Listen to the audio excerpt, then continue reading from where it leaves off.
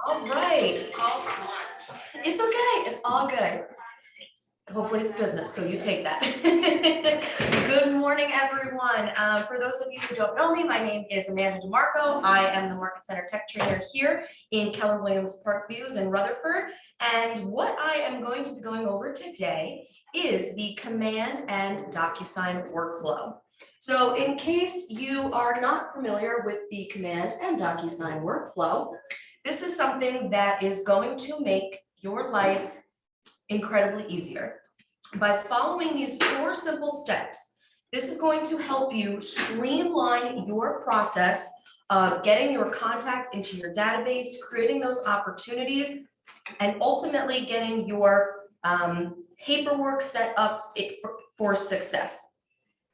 I will explain what all of this means, so please bear with me just while I get that hidden. There we go. All right, so what we have up in front of us here is just a very brief graphic. I'm going to send this out in my recap email as well. This is the simple 4/5-step workflow you need in order to set yourself up for the least amount of stress as possible. So first and foremost, the most important thing you always want to do in Command is add your client into your contact database. That's first and foremost. And this is regardless if you know you're going to be working someone, if you hope to work with someone, if you're simply making a connection and you hope to nurture this lead over a few months or even a few years, add them in your database. Your database is your data bank. The more people you have, the more people you're reaching out to, so build up that database. We're going to be having Database Day here on January 4th, so we have details about that coming soon. Second step after you create your contact is to then create an opportunity. Once you create that opportunity, you're going to select your checklist type. Then you start the transaction, which will bring you into DocuSign, so you can fill and edit all of your forms. Now, this looks pretty simple when we're looking at it on this little chart, and I promise with a little bit of practice, you'll be able to get this narrowed down just as quickly and easily. So without further ado, let's jump on in. So here I am on my Command dashboard. I'm on the home page. First things first, I'm going to go into my contacts. Now, when we are entering a contact one-off, you're simply going to click on the Add Contact button, and then we're going to fill in as much information as possible. So who is going to be my celebrity that I'm inputting today? Me. You know what? Britney Spears came to me and she's not in my database yet. You're going to be my next example, but I'm going to use Britney Spears as my example today. And Taylor Swift's already in there. Yes, Taylor's already in here. Dua Lipa's already in here. So we're just cycling through all the pop stars here. Yeah. I have a question. Sure. How did you get to the command? You know what? That is an excellent question. How do we get to Command? Agent.kw.com. This is going to be the website to go to Command. Should have started with that. This is my fault for jumping a little bit ahead, but that is where you're always going to go in order to access your dashboard. If you're already logged in, it will bring you right to your home page. If not, then you can just put in your credentials and you'll be good to go. And then just to catch up, we're on contacts. And what I've done is I have clicked on this Add Contact button, and that has brought up this window here. Keep in mind that whenever you're entering contact information, you can only use the email address or phone number once. So I am not going to put in a dummy number because I don't know one. Adding in the lead source type, this is something that is going to be used for your personal use and to keep yourself organized so you can create your own lead sources or use any of the legacy ones that are available. You don't have to name a lead source if you don't want to. You're not going to get in trouble. And that goes for most things in this dashboard. Everything, or I should say a lot of things in Command are designed to help you organize the system however it's going to work best for you. So, maybe adding in lead sources isn't going to be the most effective thing for you to concentrate on. That's okay. Maybe tags are going to be something that's a little bit more prevalent in your business. Most of these things, you can use them to whatever extent you want. And, again, however is going to help streamline your business, keep yourself organized, make it easy. You do have the ability to mark a contact as a lead. So this is if you have a true lead, someone who you know you're going to be working with, or maybe says they're not ready in a few months. But this is a great way to keep your leads separate from the rest of your database, because of course you want to have your friends, family, other coworkers, people you know from other walks of life in here as well. And then finally, we'll just touch on the tags a little bit. You can attach as many tags as you want to a client.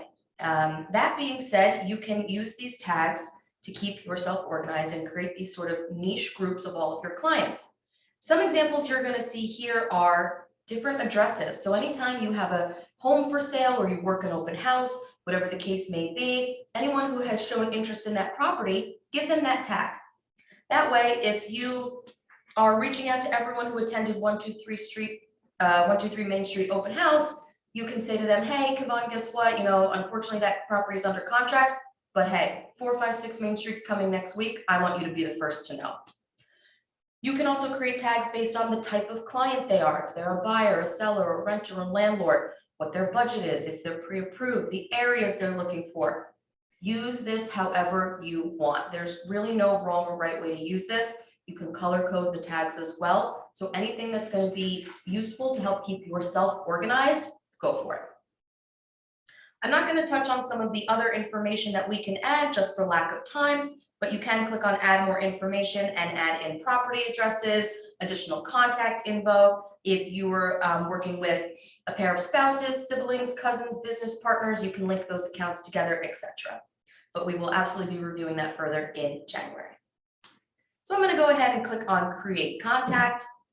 Now I just need to give my page a quick refresh, and then Ms. Spears is going to show up. And here she is. So I'm going to click on her contact, and just going back here right now, what we have just done is checked off step number 1. We've added our contact into command. So step 1 of 5 complete. Once I am in her contact card, I can then create an opportunity. This is really easy to do directly from the contact card. You can simply come to opportunities on the right-hand side, and then you're going to click on create opportunity. Now this is where entering the information is vital. Most importantly, in terms of the opportunity type. You have a question? Yeah, quick question. So Sure. can you just go back to like where you select the create opportunity? It looks like the screen may have. Oh, I have this in boy for you guys.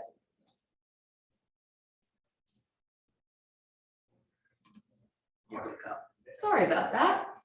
Better? Yeah. Okay.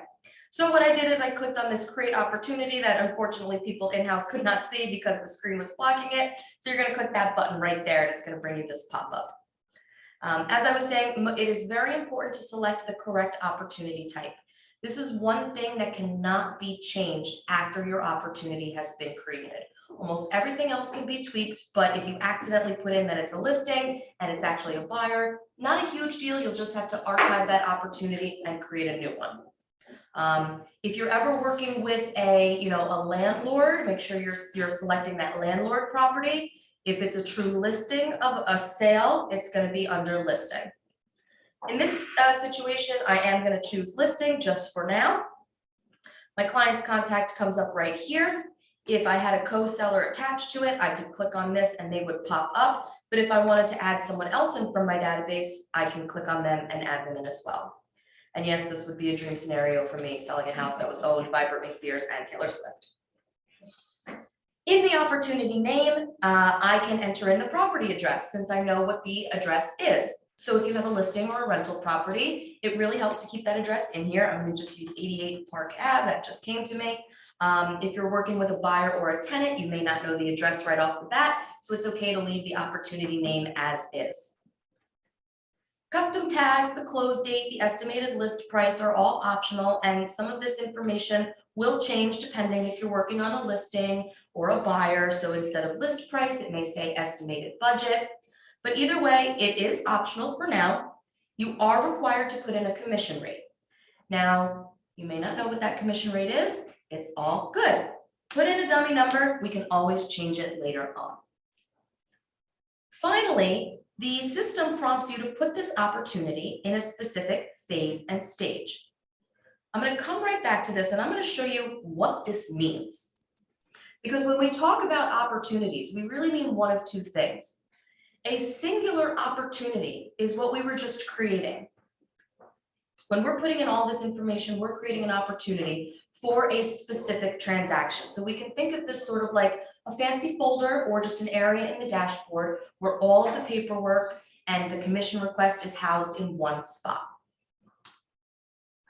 When we talk about your opportunities as a whole, we're really talking about your pipeline. So when you come over to the opportunities applet here, which is this little handshake icon, you're able to see these three lines: listings, buyers, and leases.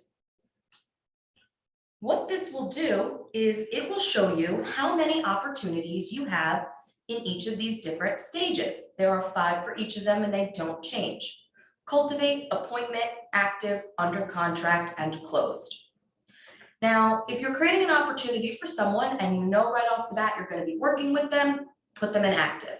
If it's really someone who had said to you, you know, Kavan, I like you, but winter's just not good. In the spring, let's reconnect and maybe I'll have a better decision then. Then you would put them in the cultivate bucket. You can come back to this opportunity screen here every Monday, every other Monday, whatever your timing is, and reach out to everyone who has an opportunity in this cultivate phase. It's a great way for you to keep up with your outreach. Additionally, if you do put in the estimated listing prices or budgets, the system will calculate a potential and a probable GCI income for you. Now, the potential income is going to take all of the potential money across the board. The probable income takes into account where that opportunity lies. So I'll dive into that in just a second, but as you can see here in my make-believe world, I have over $841,000 in potential income, but about $420 in probable income. So if I go ahead and I click an appointment, I'm able to see these different stages within the phases. Now these stages are customizable. So if you're looking at this and you say scheduling, scheduled, kept, this doesn't work for me, you just click on edit stages. You can rename them, you can move them around, you can add more, you can delete them. It is up to you. For example, the system will default the cultivate stage to look like this: watch, nurture, and hot. That's cool. That doesn't really mean much to me.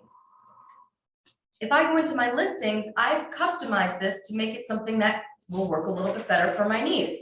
So I've created stages based on how many months out someone may be from making their decision. This is just an example. You can change this again however you want. But you're going to notice that each phase and stage has a different weight attached to it. 70% if we're in the showing phase. 30% if they've kept their appointment. This is the probability that that deal will close. And that brings us back to the potential versus probable income. So if you really keep track of all of your opportunities, keep them nice and organized and up to date, this will give you a great idea as to your potential and probable income. Any questions about the opportunities so far? We're going to actually dive into one. If you do have any questions, feel free to put them in the chat. I'll be sure to answer them. So I'm going to come back in here and I'm creating my opportunity. So in this example, let's say that I have made an appointment with Brittany and Taylor, and we have scheduled that appointment. I will then click on create. And now we see that there is one opportunity connected to my contact. We see the date it was created, the name of the opportunity, where it is in the stage, phase, and the commission amount. When I click on this opportunity, we open it up, and now we are brought into what an opportunity actually looks like. So again, when we're talking about that singular opportunity, this is it right here. Details page, very important. First and foremost, you always want to plug in your property address once you know it. Now, again, if you have a listing, it's going to be pretty easy. Buyer, plug it in once they find a home they want to put an offer in. I'm going to click on this edit button, that little pencil icon. To find a random 88 Park Ave. Oh, there's one in Rutherford. Perfect. Now I'm going to click on save.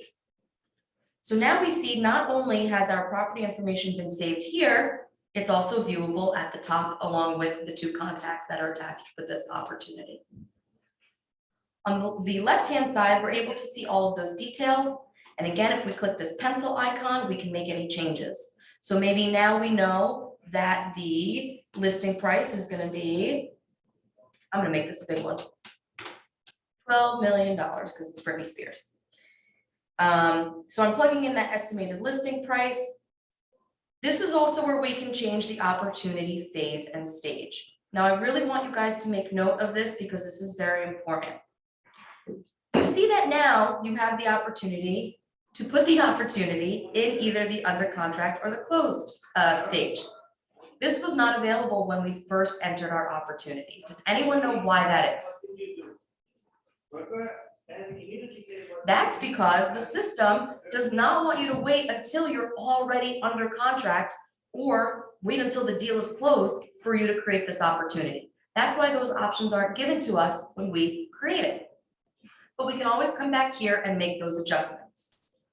Now, if you create an opportunity and it's in the cultivate or appointment phase, once you actively start working with this client and get the paperwork filled out, please make sure to come back into this detail section and change the appointment phase to at least active. This allows our team to see your opportunity. Myself, Jess, Joyce, Agnes, if we don't have the ability to see your opportunity, we can't check it for compliance, you can't get paid. So very important that you move it into at least active once you're working with that person. So that has now checked off the number 2. We've created our opportunity. Now, right before we go to the select your checklist type, I just want to point this out. This is something that's kind of new. If you're working with a seller or a landlord, you're now going to see this marketing tab in your opportunity. What this does is this will recommend designs for you as well as social ads based on where your opportunity is. So I have just changed this to active. That is why I'm seeing for sale, just listed, open house information. If this was still in the appointment phase, it would show me a listing presentation. Once I put this on under contract, it will show me under contract materials, etc. So it's a nice, easy way of getting content that's relevant to your deal right here. So a fun little thing that they've added in as of the last few months. And here it says right here, change the phase and you'll see a new set of recommendations. Moving on, we're going to jump into documents. Now this is where we look at number 3, and to be quite honest, this is the most important part of this whole workflow, and we'll see why. So number 3 is to select your checklist type. You're going to see when I go to documents, it's pretty blank except for this message that says to start work with an opportunity, please select the checklist type first.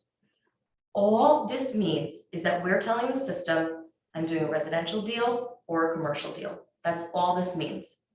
You're going to come over to the left-hand side where it says pick checklist type, click on it, and then pick your poison, for lack of a better phrase. Once I've clicked on residential, our checklists load for us. Let's count the reasons why this is so important. Number 1, we now know exactly what paperwork is going to be required, conditional, optional, etc. throughout our transaction. We know exactly what paperwork should be filled out and submitted for a compliance check during any part of my transaction. So here we have a seller opportunity. I'm in the listed checklist. So we're just listing the property. At this point in time, you want to make sure you have your listing agreement signed, your lead paint with the seller signature, the CIS, permission to advertise, etc., etc. These are some conditional and optional documents that you may need. But these forms are all advised to be completed during the listing phase because these are going to be the same regardless of who signs the paperwork on the buy side, right? Once I come into under contract, then this is where I know, okay, now I'm submitting my fully executed contract, my lead paint with the buyer signature and any other conditional forms that you need. And then, of course, you're not gonna have your HUD or your closing check until after you've closed. So that's why these checklists are broken up into this specific way. We've designed it to help you determine what paperwork should be signed at what point during the transaction. Does that make sense to everyone? It kind of keeps everything grouped together a little better. And it tells you. It tells you what to do. Exactly, it tells you what to do. Now, even better than that, you're gonna see anywhere where a name of a document is underlined, we have uploaded an example for you. So if I want to click on the listing agreement, I'm able to see an example of what a completed listing agreement looks like. Now, they're very basic, so of course, block and lock, those are just numbers, the price, everything. This is all dummy information, but it's going to give you an idea as to what information is going to go where. So the listing salesperson ID, that's your agent ID on the MLS. Of course, this is also going to show you where the signatures are going to be. So for a listing agreement, you need the listing agent, yourself, your sellers, and the broker signature. Remember that the broker needs to sign the listing agreements before they are listed, not after, before. Yeah, I made that mistake once. Everyone's made the mistake, and it's okay. 9 times out of 10, while we don't encourage it, it doesn't lead to any problems, but we don't want to be in that 1 of 10 situation where it can come back to bite us. We don't want you guys to get in trouble. We don't want to get in trouble. So just to make everyone's lives easier, just get that signed and it'll be squared away. As I was mentioning before, when we're uploading all these different documents in these different sections, this will also give us ample time to correct any paperwork that may need any changes. So let's say I've submitted my listing paperwork and it's right before we're about to go under contract.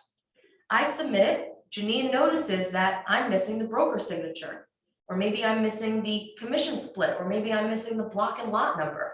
This is vital. This is going to make sure that you have enough time to get these errors fixed before you close. Additionally, maybe you had an off day and you forgot to get the wire fraud form signed. It happens, we're human. But because I have submitted my listing paperwork in enough time, I now have time to get that wire fraud form signed before the deal is closed. Because there's nothing worse than going to your client and saying, hey, I know you sold 2 weeks ago, but I need you to sign the CIS for me. It's a little, we don't want to do that. So not only will this help you know when to get paperwork signed, but it can also help you to make sure that everything is signed and fixed in an appropriate time so you can get it all done before you head to the closing table. Now, why else is this so great? You're going to notice this little DS icon next to most of the required documents and even some optional or conditional documents in other opportunities. What does DS stand for? DocuSign. It stands for DocuSign. So this is where we go from number 3 to number 4. We've selected our checklist type, and now we are going to start a transaction from the opportunity. That means I'm going to click on this button here that says start a transaction. Does anyone know what this does when I click start a transaction?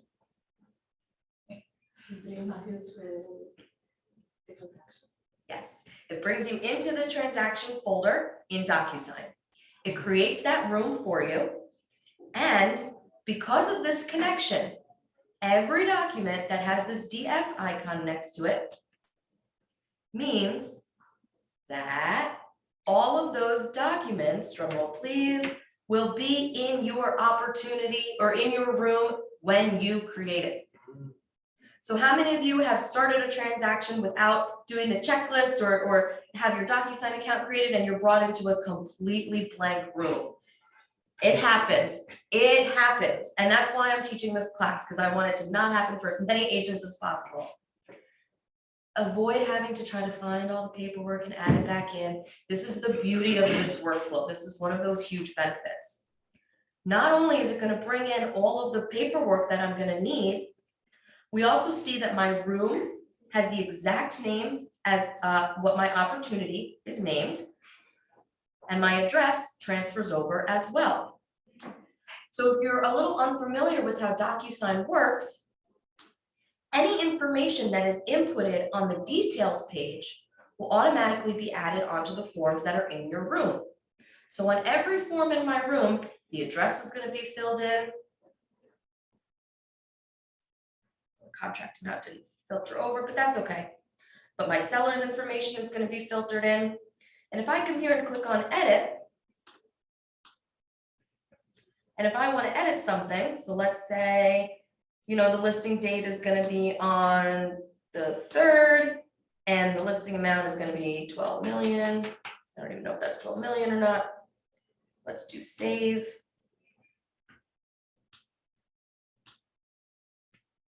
I got it, 12 million, perfect.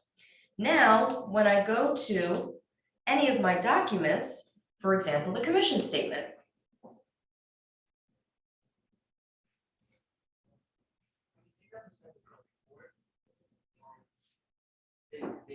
the property address is inputted for us.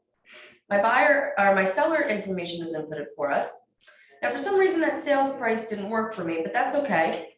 I'm gonna put it in here anyway. No commas. Now I'm gonna click on save and close. And now, anytime I go into another document, that sales price will be listed there. If you'll notice, that didn't work for me when I showed it to you as an example. It's technology, we're human. Sometimes there's little mistakes that happen. It's okay. So if you ever find that it doesn't transfer over, just fill it in, you're gonna be fine. Now, if you know that you're gonna need an additional form that's not uploaded for you automatically, where do we go? When you're in our document section, we come over to this add button, and we then click on DocuSign rooms. Excuse me, DocuSign forms. This, there we go. Now we have these forms broken up in 2 different ways for you, either by groups or by libraries. Libraries are, you know, a surefire way to know you're looking in the right spot. They're broken up by the different MLS. We have a KW folder, and every licensed agent will have access to the NJAR folder. I am not a licensed agent. I do not have that access. That's why you don't see it here. We also have some groups available for you. So again, the different MLS, miscellaneous forms, but we have created these different packets that reflect the same documents that you'll need in the opportunity. So if I come in the residential listing packet, here's where I can say, all right, well, I actually do need the no lead paint form, and I'm going to need the delayed showing form. I just click those check boxes, add selected, and then I add them in. Now, I'm going to just quickly send these 3 forms to myself for a signature. If you're not familiar with sending documents for signature via DocuSign, let me take a step back. What I've done is I've clicked on this little checkbox on the upper left corner of every document that I want to include. There is a select all button. Again, I'm not a licensed realtor. I can't open these NJAR forms. So I only have a few simple examples to use. So I'm simply just clicking on these 3 forms, and then I'm clicking on this pen icon, which is to create an envelope. Why is it not an envelope? I don't know, but I digress. We are then going to put in the recipients, aka who's going to be receiving and who's going to be signing it. So I know my seller 1 and my seller 2 have to sign it, and I'm the listing agent, I need to sign this as well. I go to continue. We wait patiently.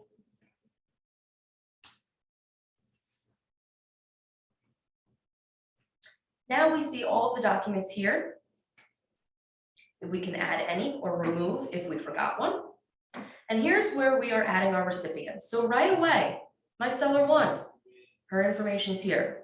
My seller 2, her information is here. The listing agent, my information is here. You're going to notice there's a signing order. You can choose to set it or not. I don't know the proper order, but let's say hypothetically, your sellers need to sign it, and then the listing agent, and then the broker. We can make both of our sellers the number 1, and then the agent would be number 2. This means that Brittany and Taylor are getting this document, and I will not receive it to sign until both of them have signed. You can also preference if someone needs to sign, if they're gonna sign in person, simply receive a copy, needs to view, etc. Now, just for this example, I'm gonna delete these just because it's gonna save us some time and headache. I'm gonna go to next. And here's where we're gonna make sure all of our signature fields are placed for us. So by using those pre-tagged roles, we call them, this prevents you from having to drag and drop where every signature field goes, every initial goes. This is gonna fill it in for you. Now, again, I removed the ones from the seller and the landlord, so they would have populated here for me. I deleted them, so that's why it's only the sales representative that is showing up. But as I scroll through all the documents, see exactly what would need to go where. And then I can click on send. This is going to get sent out. Now, because this is only going to me, I can come in here right away and sign this. So I'm going to click on needs to sign. And I promise there's a reason why I'm doing this.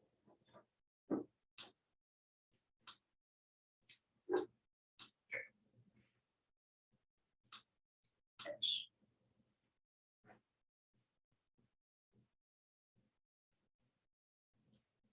Once this loads, it's going to bring us into our envelope. It's going to say completed. Then when I come back into my room, we're going to see copies of those documents. So here is the initial form for my CIS. This form is still editable. I can come in here and I can make any changes if I need to. The green icon says signed. That is our signed PDF copy. Now, anyone want to take a wild guess how we upload these into Command? Do we have to download them on our computer, save them in a folder, manually upload them? The answer is no. This is another huge effect of this workflow. When I come back into my opportunity, we see that I now have the ability to attach documents either from my computer or via DocuSign.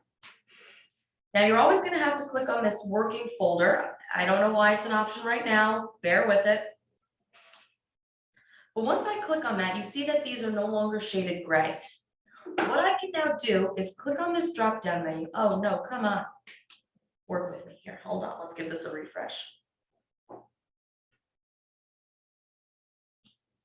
There we go. I'm going to click on this document. All of my signed documents are right here for me. All I did was sign the envelope. I came right here, and now I'm going to say, okay, the CIS, here's my CIS. The lead paint form, I know this isn't the right one. Here's my lead paint form. Permission to advertise, permission to advertise. Let's say, hypothetically, this is the listing agreement. Okay, that was an error.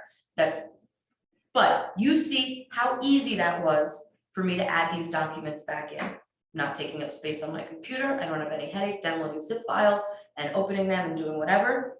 I can click on this document and make sure it's good. So I'm going to scroll down. I see that this is there. My signature would be there, blah, blah, blah. Once all of this paperwork is done, for the listed checklist, we're going to submit it to the MC and submit. You're going to notice that each checklist is submitted individually. Again, this is to help you. Once you have all your listed paperwork done, submit it. We'll make sure it's compliant. Under contract is done, submit it. We'll make sure it's compliant. This lets us know that you are going to have some deals coming up and that we're going to have some money coming into the market center and we're going to pay you. And it also is going to help speed up that payment process because we know all your ducks are going to be in a row. I have a question. Of course. So you click on status, you check the box in status, right? So it is actually going to be options, I attached all of them. This button here is what's going to be clickable. So if you don't know, MC stands for Market Center. It's just what we call the office. So you're submitting it to the office for a compliance review. Now, excellent question. Once you have submitted it, then this status bar shows up. And you're going to also see submitted here. Once it's been reviewed, you'll then get it sent back to you. It'll either say approved, rejected, in red or green. If it says rejected or not approved, I don't know exactly what it says, each of these individual line items will have its own status update. So maybe all of these will be approved, approved, approved, and the listing agreement is not approved. And Janine will actually put in a note and tells you what needs to be fixed. So there will be a little box here that you can click on and it'll show you what that note is. And she'll say, needs the broker signature, missing block and lot, whatever the case may be. She's so patient, by the way. Janine is awesome. So it's great. She is very patient when we have a compliance coordinator here who's in-house. She knows her stuff. So you're always going to be compliant. And again, by getting everything in on time, it just saves everyone a lot of headache in the long run. And that is how we got to number 5, to fill in and edit our forms in DocuSign. So that's the workflow. Doesn't seem so scary now, I hope. We have this graphic to look back on to give ourselves that reminder. I also have a super short 4-minute video that walks you through this, and I'll be sending this out as well so you guys can look back and follow along. Are there any questions? Is there anything that you guys would like me to review again? Anything that I didn't get a chance to look at or show you guys? Anything at all? Even my Zoom people, how you doing out there? We're quiet.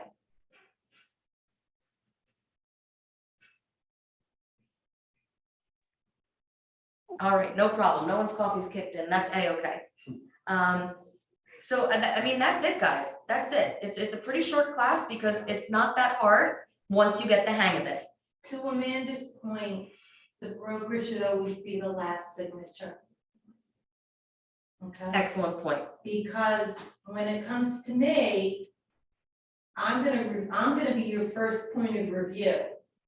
So if there's something missing or there isn't a date, every listing has to have a beginning date and an end date. It has to be in 2 spots, and the commission and the split on the commission. So I'm gonna be your first point of compliance. So if there's something wrong with the listing paperwork, when I go to sign it, I'm gonna send you an email and let you know what needs, I've signed, but this is what you have to do. Or I've signed, this is what's missing. So that's why it's very important that the broker is the last signature. Thank you. Now I know as well that the broker And should the be. same thing follows for commercial, right? The same system for the residential is for commercial. Yes, Yes. great For question. compliance and everything. Great question. Yes. This is the same process that you'll be doing, whether it's a residential or a commercial deal. Now, you see, once I click that checklist, I mean, granted, I submitted the document, so I can't change it back now. But if I clicked on commercial, it's gonna show us much shorter checklist because there's less paperwork with commercial, but it's gonna be that same setup and you can do that same process. Of course. All right, team, well, that's it. I really hope that you guys got a lot out of this. I'm gonna be sharing this so you guys can watch back and review anytime you need. I'm always here for help. I know that this takes a little while to get down, and especially if you're not doing deals day in and day out, you're gonna forget things. This is my world, so that's why I kind of know it like the back of my hand. I don't expect you guys to know it like the back of your hand today, tomorrow, a few weeks from now. So I am here to help. Please never hesitate to come to me with a question. I want to help you guys. This was very wonderful. Thank you. Thank you. So much on the, I like your hairstyle too. Oh, Gorgeous. thank you, Hava. Thank you. All right, gang. Well, thank you so much. Stay tuned for that database class in January. We're really going to put a focus on command next year. So I hope to see all you guys then. And I hope to see you tomorrow at our team rally. Thank you. Have a great one, guys. Thank you.